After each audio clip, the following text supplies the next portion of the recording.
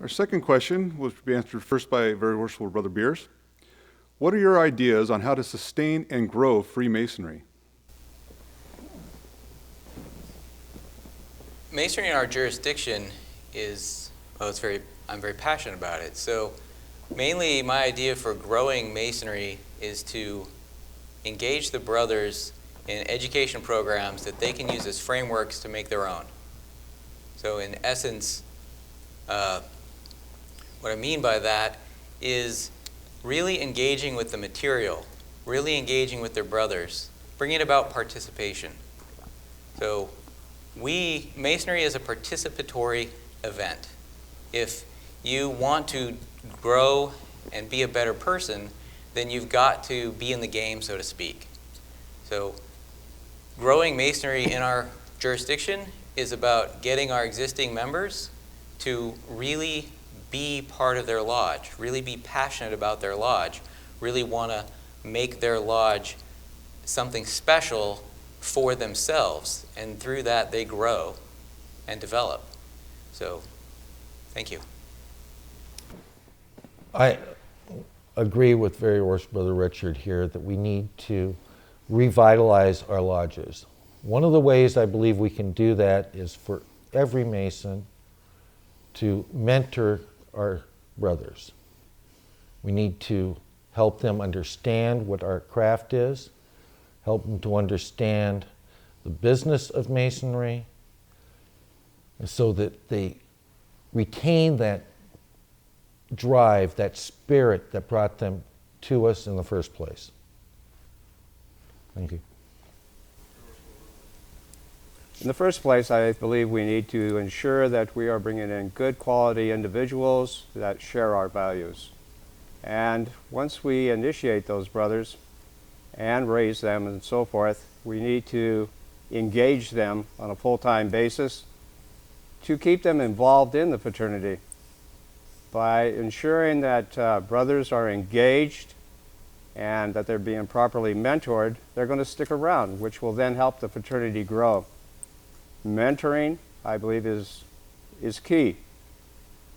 We need to pass on our knowledge to the new members so that they will understand basically what our fraternity is all about.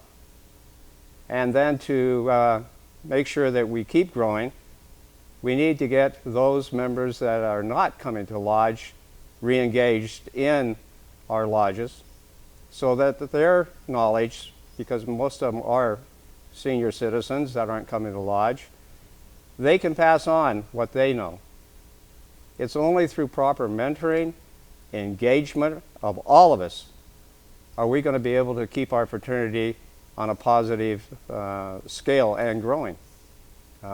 We've been losing too many Masons through non-payment of dues and demits because I think they've lost interest. If we keep our members engaged, give them something to do, give them a purpose, give them something to shoot for down the road, we will grow. We lose people when we don't keep them engaged and we don't give them a purpose or a goal. Thank you. Very Worshipful Brother Tupper. My generation, the generation before me, had for their focuses when they joined this fraternity, number one, fraternity, and number two was charity.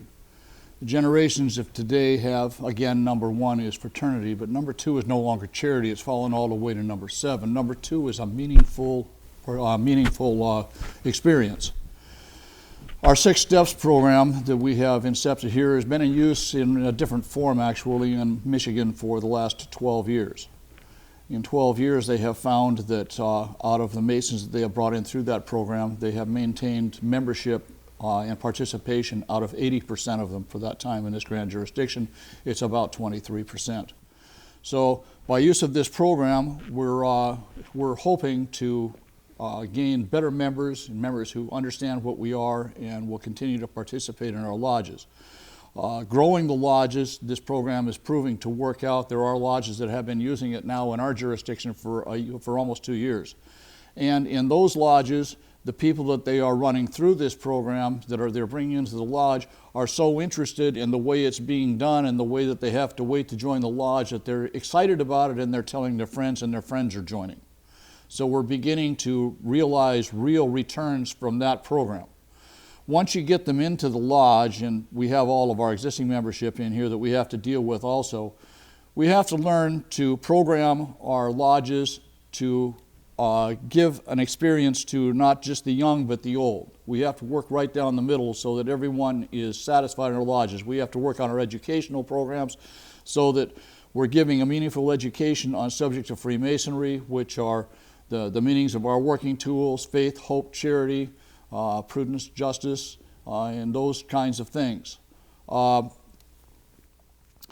If we get to doing those and then we go out and we work on helping the people who have fallen away from the lodge and getting to them almost immediately or as soon as we can from the time we find out that they're not coming to meetings, and find out why, and then try to give them the things that they're missing, the things that they say they're not getting, and the reasons that they left we can address and stop those things from happening so that we can probably get them back and hold them in our lodges.